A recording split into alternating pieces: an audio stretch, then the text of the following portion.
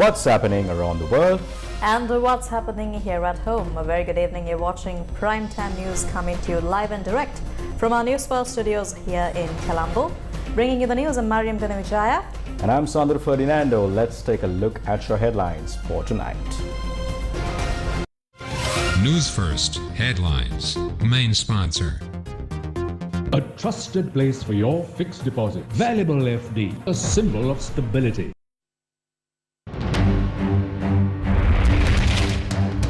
President meets Administrative Service Association, stresses the administration of the state should change. Attorney General succeeds in appeal, ordering dismissing charges against Hemasiri and Pujit set aside. Supreme Court issues an order for trial to resume. Another revelation about businessmen who fund political parties.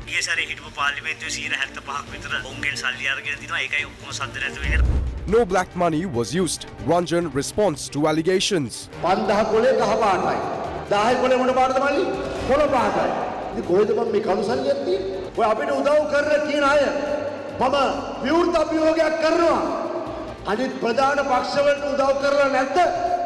Will Ranil enter parliament through the national list?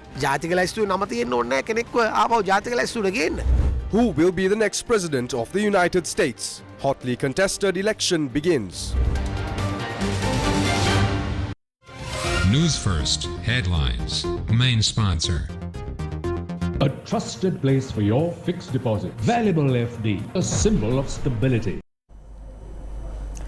Starting off with news here at home, President Anurakumara Dissanayake has outlined the government's main priorities for the next 5 years, focusing on improving the economic and social conditions of rural communities. He was speaking at a meeting with the Sri Lanka Administrative Service Association at the President's office.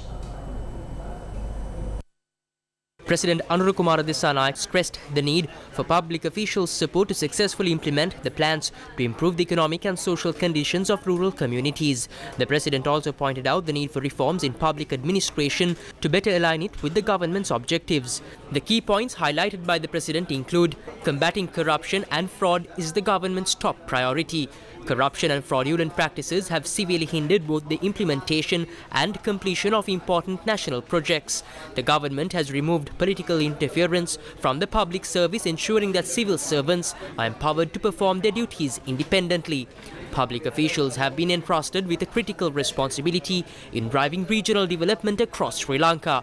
Unnecessary expenditures in the public service should be minimized and public services must be provided without interruption. The meeting was attended by several members of the Sri Lanka Administrative Service Association, including its chairman Mahesh Gammanpila and Secretary Jayavira Fernando.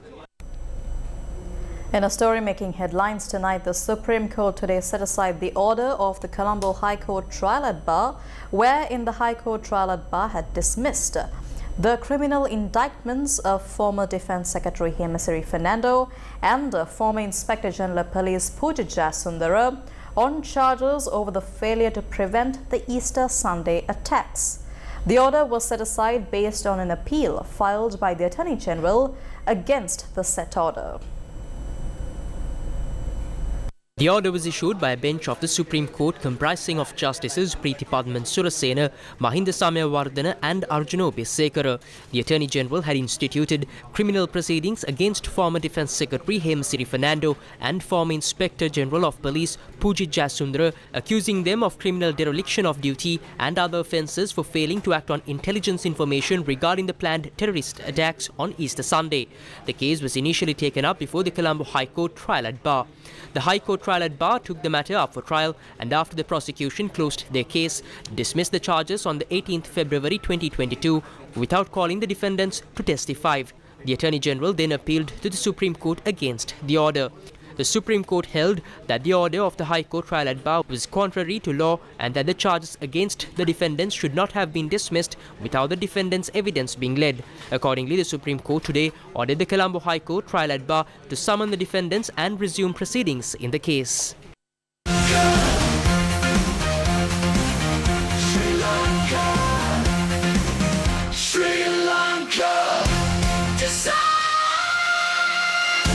Sri Lanka decides. Several allegations were made during the past few weeks stating that a well-known businessman is funding several political parties. Speaking at a media briefing in Colombo today, a businessman named Niranga Indrajit Hettiarachchi made more revelations on the situation. Allegations regarding dubious financial transactions involving the United Democratic Front, led by Ranjan Ramanayake, and the Democratic People's Congress, led by Prabha Ganesan, were made recently. Convening a media briefing today, businessman Niranga Indrajit Hettiarachchi revealed that such transactions had taken place even during the time of the Aragalaya. සුභාස්කරන් අලිරාජා රුජුව 2022 ජනතා අරගලයට තුලින් naturally I can state with responsibility that Subhashkaran Ali Raja had directly invested money in the Aragalaya that naturally came about in the country for the purpose of destabilizing the country. I got information on how he had used the money. You may remember that the Aragalaya began on the 9th of April. Even before that, there were several incidents, especially during the latter part of March. We had an opportunity to stop these and steer the country to the correct direction, but all of that was suppressed by the money of Subhashkaran Ali Raja. I state this with responsibility. I can say this because on exactly 3rd of April, I got a call from a person named Raj Shankar Balasingham. He was a former Chief Commercial Officer and Chief Operating Officer of Subhashkaran Ali Raja's Lanka Mobile in England. He called me and told me that he has a special message to convey to me. This is Raj Shankar Balasingham. His LinkedIn profile shows how he has worked for the past 8 years. This is what he told me during that phone call. I typed down on my phone what he said during that call. It is there with the date stamp right there. I will read what he told me in English. මම මේක මට කියපු ටික එයා ඉංග්‍රීසියෙන් කියපු ටික මම ටයිප් කරගත්තා මගේ ඒ කාලේ තිබිච්ච ෆෝන් එකේ ටයිප් කරගත්තා එතකොට මේ ඩේට් එක ඩේට් ස්ටැම්ප් එකත් එක්ක මෙතන තියෙනවා මම ඉංග්‍රීසියෙන් කියන්නම් මොකද්ද මට කිව්වේ කියලා. Niranga Indrajit shared with the media his notes, and according to his notes, he accused that 500 million rupees had been given to a leader of the political party through another parliamentarian. He spoke to me about 3 individuals. I knew 2 of them. I had met and connected with 2 of them. I don't know the 3rd person. These are the 3 people who used this money. At a time when the people did not have any money and did not even have food to eat, how did they have money to purchase petrol and diesel to burn down over 100 houses across the country? We need to look into what happened here. The reason why no one in mainstream politics is speaking of this matter is because all of them have taken money from them. About 75% of the previous parliament had taken money from them. That is the reason why they are silent. There is no point in blaming Ranjan alone.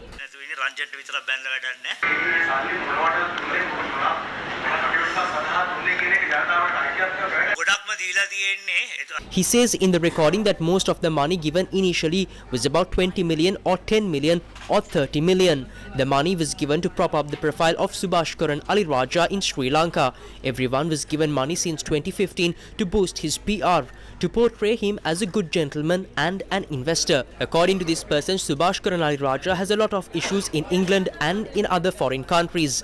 This is his final match in Sri Lanka. He can only solve this issue that he has in England and France if he gets a good hold here in Sri Lanka. That is the reason behind these efforts, and that is the reason why he is throwing all of his money. He is trying to get about 10 to 15 of his people into parliament. After they enter parliament, he will give money to the rest and get them also on board. That was his plan. I don't think they expected that the National People's Power will come into power. Since I mentioned some names, I will release another audio recording. I believe that certain facts can be revealed through this. ඊට පස්සේ පාර්ලිමේන්තුවට ගියාට පස්සේ ඉතුරු කට්ටියට සල්ලි දීලා එකතු කරනවා. ඕක තමයි එයාගේ ප්ලෑන් එක. නමුත් මං හිතන්නේ ඒගොල්ලෝ බලාපොරොත්තු නැහැ කියලා ජාතික ජනබලවේගය එයි කියලා. මං දන්නතරමින් මං අර නම් ටිකක් කියපු නිසා මං දාන්නම් තව වීඩියෝ ඔඩියෝ එකක් තියෙනවා. ඒකෙන් තව කරුණු ටිකක් පැහැදිලි කරගන්න පුළුවන් වෙයි කියලා මං හිතනවා. අරගලයට සම්බන්ධයක් තියෙනවා කියලා. එතකොට යම් විදිහකින් රට අස්ථාවර කරලා යන්නේ නැති උනේ. ඔව්. ඔබතුමා හිතන්නේ පාර්ලිමේන්තුවට ඉබල කණ්ඩායමක් ගිහලා අනිත් රට අස්ථාවර කිරීමේ කරණක් තියනවා කියලා. I believe that it will happen. That is the reason why I came forward. We cannot allow for another Aragalaya to come about in this country again. I have suffered personally, and as far as I know, everyone has suffered because of the Aragalaya. Since there was some indication that these politicians will unite and create another Aragalaya, I came forward to speak about this. This is what will happen. Therefore, at a time when we are at a cusp of a world war, if more problems are created here, will the same thing that happened in Bangladesh happen here? From the month of August 2021, I knew that there will be an issue in the country in April 2022. He directly said that the people of the country will not be allowed to celebrate the new year. That is what was said. That is exactly what happened. I get information in advance. I informed the people about some of it, but I did not know if they were being honest or not. He told me that something like this will happen a few days before the Aragalaya, and then something like that happened. We saw how the country went up in flames. The Ratmalan office of the Sarvajan Balaya was inaugurated today under the leadership of party's leader Dilip Jayavira. Speaking at the event, Dilip Jayavira said he plans to reveal the truth behind political campaigns aimed at personal gain. A group has established a political movement, and it is all driven by money. What they're doing is turning our beloved motherland into a business. I plan to reveal in the future how far they have ingrained themselves within the political structure of Sri Lanka. Like parasites, in my political approach, I do not speak without understanding the facts or present arguments without knowing the truth. I have received the necessary facts, and once they are confirmed, I will disclose them to the media at the right time. It is crucial that the people understand how these people are uniting under a political party, working together to destroy our nation. We are not creating an opposition simply for an opposition's sake. We are not repeating words mindlessly, nor are we just engaging in empty rhetoric. We are not afraid. We are not afraid to engage in politics because we have you.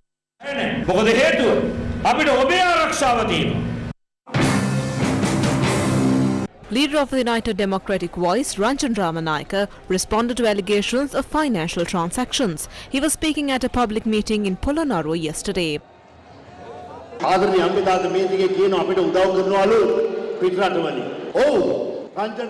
Some are claiming that we are receiving support from foreign investors. Ranjan Ramanayake's party, thanks to its sound policies, democratic values and love for the people, is working to transform our country into a prosperous nation with the help of foreign investors. These investors are not just helping us, they have supported all political parties. There are people who assist every politician in our country. However, they are assisting our party more than others. Why? Because we speak the truth. Because of our manifesto, which treats all religions, all beliefs and all ethnicities equally. What matters to us is the help we are receiving for the benefit of our country, not the baseless claims about the black money. Some are calling it black money, but the only place I have seen black money is in America. In our country, what is the color of our money? The 5,000 rupee note is yellow and 1,000 rupee note is green. So where exactly is this so-called black money? Have the people of Polonnaruwa ever seen black money? I'm openly challenging those who claim we are getting black money. Haven't all the major political parties received help? They have received help for cricket. They have received help for the cinemas. They have received support for religious places. And all of these people are Sri Lankans. The people helping us are also Sri Lankans, not foreigners. So what is the problem with that? At the end of the public meeting, Ranjan Ramanayake also sang a song.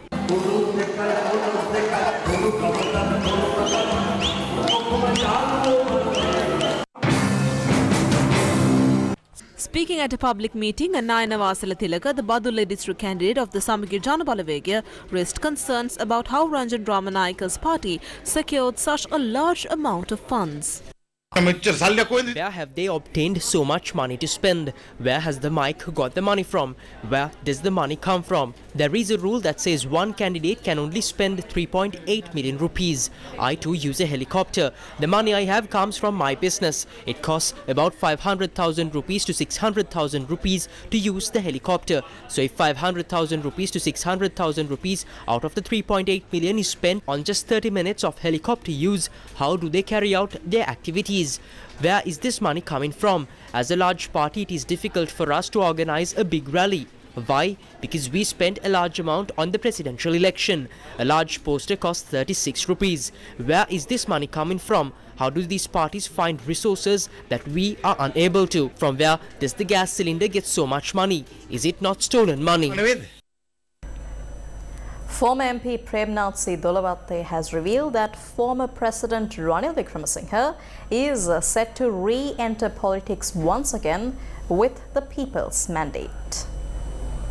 පැහැදිලිවම රනිල් වික්‍රමසිංහ මැතිතුමාව උත්සගෙන ඇවිල්ලා මේ රටේ ජනතාව නැවත වතාවක් එතුමාට කියනවා මේ පාලනේ බාරරන් රාජ්‍යතාන්ත්‍රික ස්වභාවයෙන් සහ රටේ ආරක්ෂාව ඒ කාරණා එක්ක රට ඉස්සරහට ගෙනියන්න. ඒ කියන්නේ රනිල් වික්‍රමසිංහ මහත්තයා නැවත උත්සගෙන එනවා කියලා කියන්නේ දැන් එතුමා දේශපාලනේ මේ පාර ඉල්ලන්නේ නැහැ නේ ඡන්දේ. ඒ කියන්නේ නැවත වතාවක් මේ එතුමා හංගලා තියලා ඡන්දේ වුණාම නැවත ජාතික ලැයිස්තුවෙන් ගේන්නද ඔය හදන්නේ. පැහැදිලිවම ජනතාව කියයි මොකද කරන්න ඕන කියලා. මොකද ජනතාවට පෝලිං වල ඉන්න බෑ. ජනතාවට දුක් විඳින්න බෑ. ජනතාවට පේන්න තියෙනවා මේක මන්දගාමී යන්නේ මේක දුවන්නේ නැහැ කියලා. හැබැයි එතුමා කියන්නේ මේ එතුමා පාර්ලිමේන්තුවේ හිටිය දැන් ඇති කියලා. නෑ එතුමා කියන්නේ එතුමාගේ බලාපොරොත්තු රටේ ජනාධිපති කෙනෙක් හැටියට නැවත වතාවක් පාර්ලිමේන්තුවේ ඉන්නේ නෙමෙයි. එතුමාගේ අවශ්‍යතාවය එතුමා තමන්ගේ විශ්‍රාම සුවය තුල එතුමා හොඳට දකින්න එතුමා මේක අත්හරින්න ලෑසි. හැබැයි ඇත්ත කියන්න රටේ ජනතාව ගොත් කරුණාකරලා ඔබතුමා මේක බාර ගන්න. මොකද රටේ ජනතාව හොඳටම දන්නවා. මිනිස්සුන්ට දැනෙන වෙනසක් ඇත්ත වෙන්නේ නැත්තම්. මිනිස්සුන්ට ආර්ථික නිදහසක් නැත්තම්. මිනිස්සුන්ට ආරක්ෂාව සම්බන්ධ ගැටලුවක් තියෙනවා නම් මිනිස්සු ආපහු එන්න කියනවා. ඒක පැහැදිලි. මොකද හේතුව පහුගිය අවස්ථා ගණනාවක් තුරම අපි දැක්කා ජාතික ලැයිස්තුවේ නම තියෙන්න ඕනේ නැහැ කෙනෙක්ව ආපහු ජාතික ලැයිස්තුවට ගේන්න. අපි ඕනතරම් ලෝක උදාහරණ වල දැකලා තියෙනවා විශ්‍රාම ගිය නායකයෝ ආපස්සරයක් පාවට දාලා දෝලාවෙන් අරගෙන එනවා. Leader of the Samagi Jana Balavega, Sajid Premadasa, expressed these views at a public meeting in Kotte. හැම ලීටරයකින්ම රුපියල් 50ක් තෙල් සංස්ථාව මහා භාණ්ඩාගාරයට ගෙවනවා. ඒ ඔක්කොම නතර කරලා They said that a payment of 50 rupees was transferred for every litre of fuel from the Petroleum Corporation to the Treasury. The presidential candidate who once promised to stop these payments in order to provide relief for consumers has now become captive to the fuel pricing formula. Do three-wheel drivers benefit from octane 95 petrol or super diesel? Do pick-me drivers and Uber drivers gain any advantage? What does a motorbike owner gain from this? It is the wealthy who profit from these fuel prices. We have a president who, after securing his position by raising powerful voice for the working class, has now forgotten the common people. At every turn, they have only deceived the people of the country. ජනාධිපති පුටුවට ගියයින් පස්සේ සාමාන්‍ය ජනතාව අමතක කරපු ජනාධිපතිවරයෙක් නේ. හැම මොහොතකදීම අපේ රටේ ජනතාව රවට්ටපු එක තමයි කරන්නේ. National organizer of the Sri Lanka Podujana Peramuna Namal Rajapaksa stressed that political power must never be obtained by misleading the people with the false promises. බහුවිය කාල සීමාව තුල අපේ මෙච්ච අඩුපාඩු අපි හඳුනගෙන ඒවා නිවැරදි කරගෙන අපි ජයග්‍රහයි දේශපාලන පක්ෂයක් පමණක් නෙවෙයි අවංකව බොරු. Over the past period, we have acknowledged our shortcomings and taken steps to rectify them. We are not merely a victorious political party, but one that is genuinely committed to honesty, free from deceit, hatred and malice and falsehood. We are steadfast in our mission to lead this nation towards a transformative economic, social and political change. The Sri Lanka Podujana Peramuna is evolving into a party capable of guiding the country through such a transformation. Today, we have the opportunity to create new leadership in these districts and offer the younger generation a chance to participate in a new era of politics. Some people are claiming that Namal Rajapaksa started the conversation about Uganda. I have said that Namal Rajapaksa have taken money to Uganda, but these people are some political forces who have manipulated the public in the past to gain power. They will inevitably face the consequences of their actions. This is why in every election campaign I have always said that we must only promise what we can deliver. We will never engage in defamation or make baseless personal attacks on other politicians. If we were to come to power through lies, those lies would eventually be exposed. And on that day, the people will clearly reject us.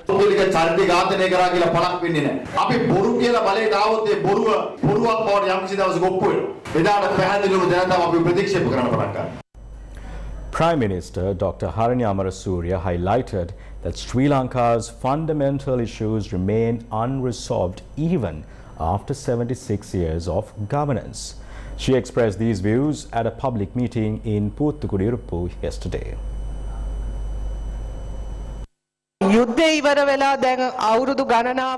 Even though the war ended many years ago, as citizens, we are still grappling with numerous unresolved issues. I constantly meet with mothers who are unable to properly educate their children. The teachers at the schools their children attend are inadequate. These children are taught with great difficulty, but when they grow up and seek employment, there are no opportunities. After 76 years of governance, we still haven't addressed these basic needs. How can these rulers who are unable to address people's fundamental rights ever resolve the issues of reconciliation or those stemming from the war? The politicians who previously rejected you are now coming up with a narrative. They are asking for your votes, claiming that if they go to parliament, they will work together with Compass. They say that once in parliament, they will take up ministerial positions with Compass. To this, we have only one response. Sorry, you cannot work with Compass like that. We are engaging in talks with all political parties in this country. We are ready to work together with them to address national issues, but we are making it clear that we will form a government with the Compass. Only those who win election through Compass will hold ministerial positions. It is not acceptable to suddenly align with the Compass after moving from one place to another. It simply doesn't sit right. Former President Chandrika Bandaranaike Kumaratunga has raised concerns over a possible conspiracy to assassinate her, similar to the assassination of her late husband Vijaya Kumaratunga. She shared these concerns in a letter to Ravi Senaviratne, the Secretary of the Ministry of Public Security, regarding her security detail. Former President Chandrika Bandaranaike Kumaratunga pointed out that her security detail was recently reduced from 50 to 30 officers as per a directive issued on 31st of October by Senior Deputy Inspector General of Police Ajit Hemasiri.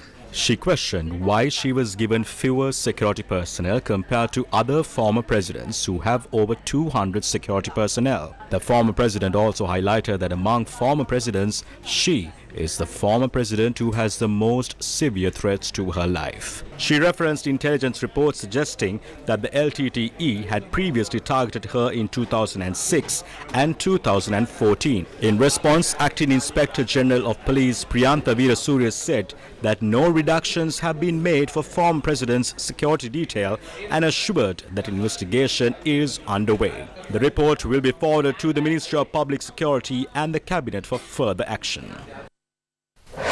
Newsfirst with the people. Changes to the price of fuel has always been contentious in Sri Lanka. The price does not fluctuate for the benefit of the people, and every government in power always has an excuse. So, is the price of fuel really too high in a small island nation? And why is that? Let's take a look.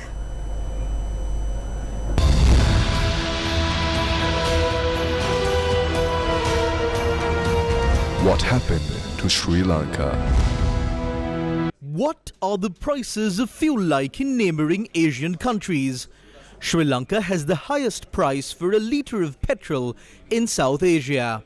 A litre of 92-octane petrol is priced at 311 rupees. People in Bhutan spend the lowest on a litre of petrol in South Asia. The price of a litre of petrol in Bhutan converted to Sri Lankan currency is just 220 rupees and 77 cents. The ascending price of petrol in South Asian countries are as follows: Bhutan, Afghanistan, Pakistan, Bangladesh, Nepal, India, Sri Lanka. Sri Lanka is ranked 5th among the highest prices for a litre of diesel. As the leading supplier of fuel, it was the Ceylon Petroleum Corporation that determined the price of fuel.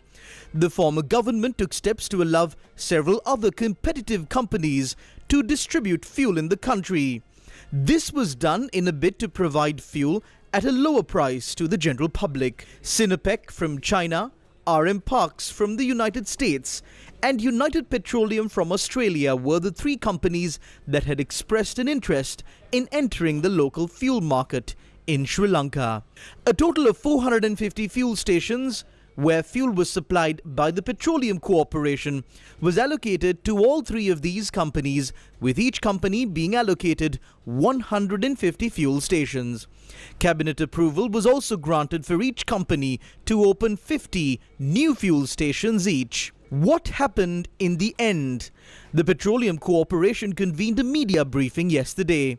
At the media briefing, it was stressed that the Petroleum Corporation cannot unilaterally decide the price of fuel due to the terms of the agreements that were entered into with the other companies. When the prices are decided without a price formula, the price is decided based on political intentions. The price is reduced close to an election. It changes again thereafter. The final result was that the Ceylon Petroleum Corporation was 3 billion in debt to state banks. This is because fuel was sold lower than the price it was purchased for. After the fuel pricing formula was introduced, the corporation has recorded a profit of 120 billion during the last year. So far this year, the Petroleum Corporation has recorded a profit of 27 billion. Since politicians were intervening and there was no just determination of the price of fuel, there was an opinion created among the general public that the Ceylon Petroleum Corporation cannot do this properly. Other companies were brought into the country. What has happened now is that we are not able to act independently. The IOC, Sinopec and United are all companies that are in the market now. Based on the agreements that were entered into with them, these companies are also using this fuel pricing formula. In the end, the Ministry of Finance intervened and decided a price based on this price formula. That is the price that was announced to you. The price of 95 octane and super diesel, since the global prices dropped and there was a possibility to reduce them, they were reduced. Who deprive the general public, who struggle hard to make ends meet, of their right to purchase fuel at a lower price? We would have had the ability to shift these prices and compensate one with another and reduce prices of selected products if the other companies were not there in the market. But according to the agreements that were signed with these other companies, if they suffer a loss due to the price of the local market being less than their purchase price, the government is bound to compensate them for that loss. That is a term in the agreement. Based on those terms, they have sent claims to the ministry and this money has to be paid to these companies by the government within 3 months. It is because there are such complications that we cannot fluctuate the price the way that we want to. Who is going to bear the responsibility for these decisions? Who was behind these agreements? The power of the people.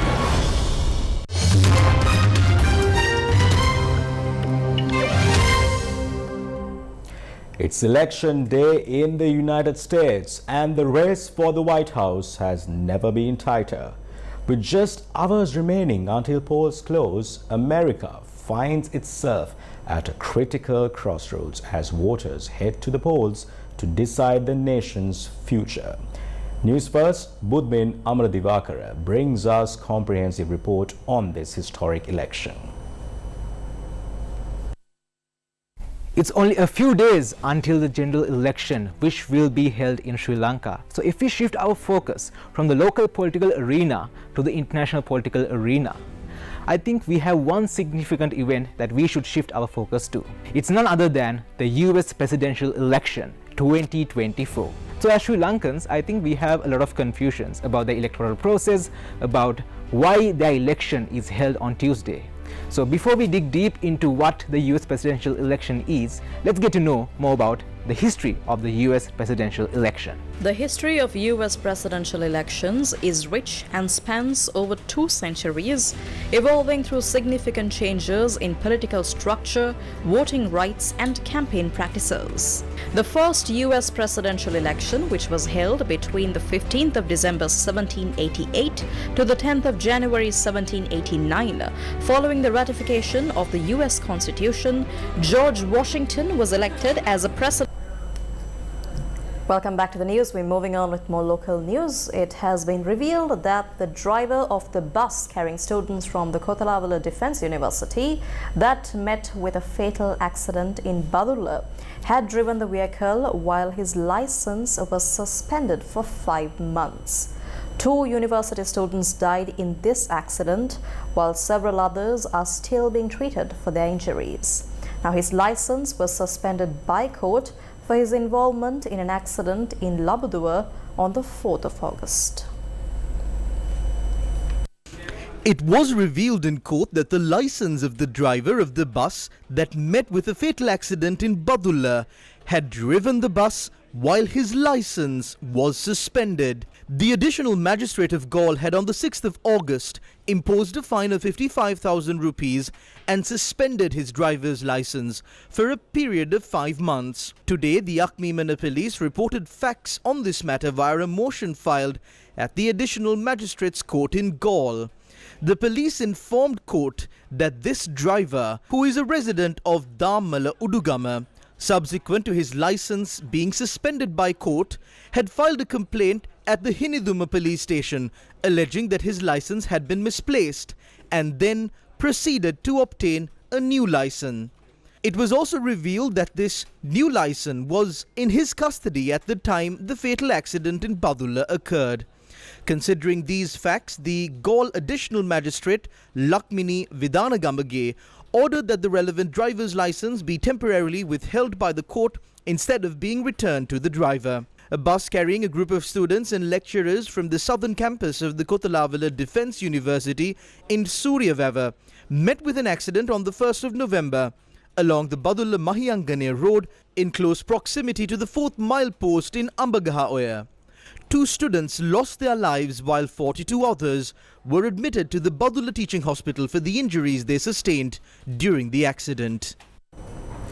The official transfer of 24 newly constructed homes to the residents of Tittavel Kivula village in the Madagama Divisional Secretariat of Monlagara district took place today as part of the Indian government's housing aid program.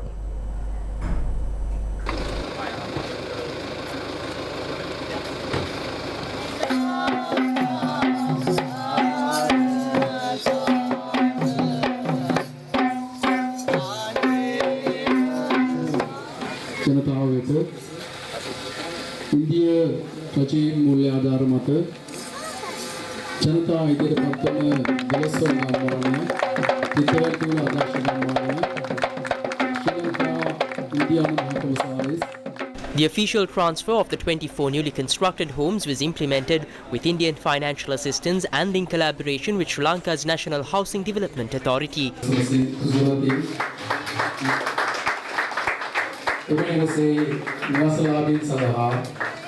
Indian High Commissioner to Sri Lanka Santosh Jha highlighted the importance of continued collaboration between the two countries. Close to 50,000 houses have been constructed and handed over under the flagship Indian housing project in the northern and eastern provinces and the plantation regions of Sri Lanka. 865 of these were in Uva province. Construction of another 10,000 houses has recently commenced under the phase 4 of the Indian housing project. 1,550 out of them will be in Uva province. There are also housing initiatives underway under the High Impact Community Development Project framework for projects of cost up to 600 Sri Lankan rupees.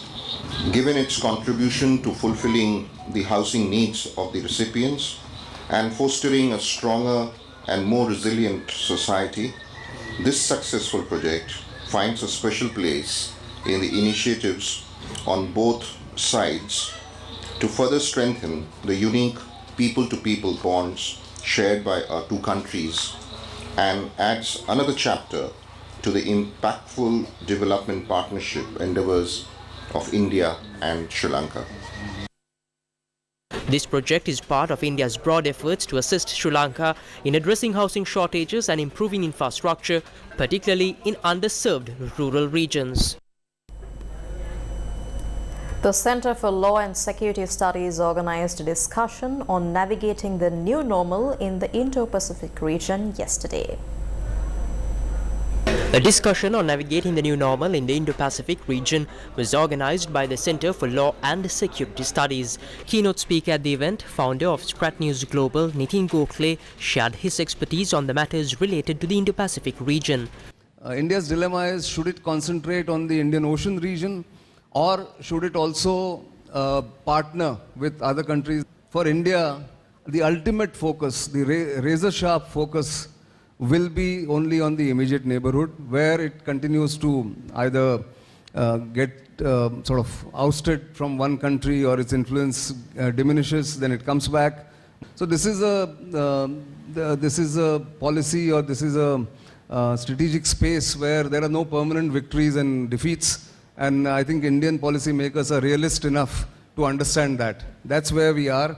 But Indo-Pacific will remain, I would think, the focus area as far as the world is concerned. Is the center of gravity has shifted to the Indo-Pacific. He also responded to questions on India's stance on Sri Lanka's new administration. Well, India's made it clear, I think, even before the elections, that it will live with whoever comes to power.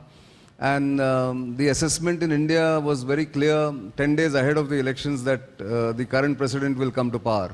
So it will work with the current president. And I think India is very clear about it.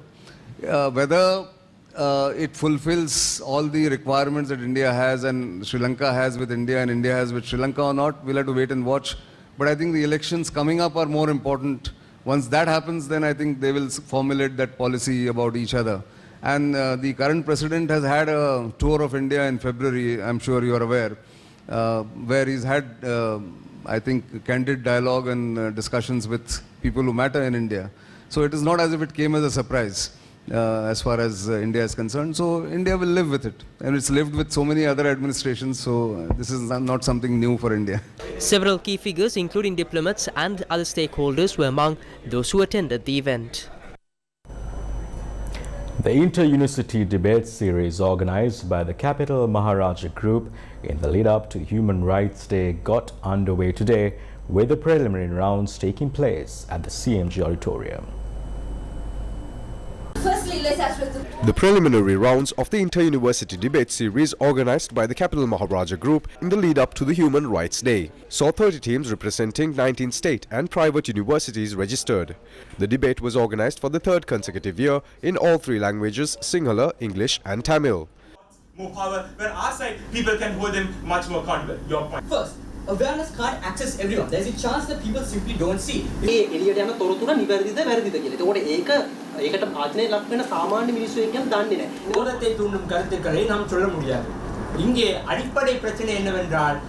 Capital Maharaja Group organized the debate series for the third consecutive year. Human Rights Day is marked each year on the 10th of December. And with that, we wrap up news for tonight. Thank you very much for watching. Good night.